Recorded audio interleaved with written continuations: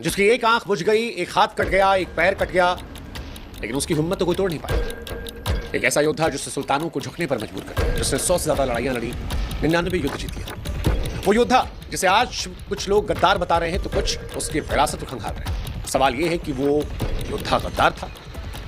क्या उसने ही भारत में मुगल काल की शुरुआत की थी, या फिर मौजूदा दौर में गड़े मुर्दे उखाड़ने के लिए, सियासत चमकाने के लिए उसे राजनीतिक शिकार बनाया जा रहा है? नाम राणा सांगा। और विवाद तब शुरू होता है जब एक सांसद कुछ ऐसा कहता है जिसे देखकर देश में भूचाल मच गया। लेकिन सवाल है, राणा सांगा थे कौन? तो राणा सांगा, जिनका पूरा नाम महाराणा संग्राम सिंह था, उनके पिता का नाम राणा रायमल था।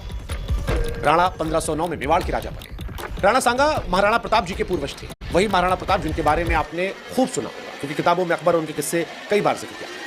लेकिन राणा सांगा के बारे में आपको जानना चाहिए, क्योंकि राणा सांगा वो व्यक्ति रहे जिन्होंने अपने जीवन में 100 से अधिक युद्ध लड़े। इतने युद्ध लड़े कि शरीर का कोई भी ऐसा हिस्सा नहीं था जहां पर घाव के निशान नहीं थे।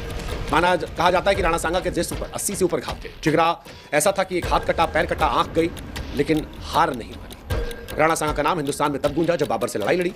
साल 1526 में इब्राहिम लोदी को हराकर हिंदुस्तान में मुगल वंश की स्थापना की। 1527 में राणा सांगा और बाबर के बीच खानवा का युद्ध हुआ।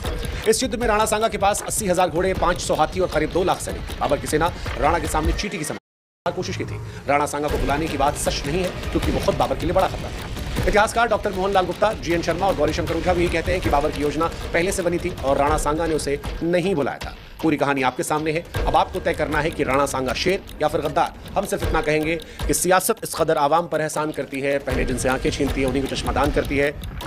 बाकी खेल आप समझ लें कि सियासतदानों को इन सब चर्चाओं को करने से क्या ज़रूर मिलता है, चाहे वो इस तरफ से आए हों या इस तरफ से। बेहतर है इतिहास को पढ़िए, समझदार बनिए और खुद तय करिए।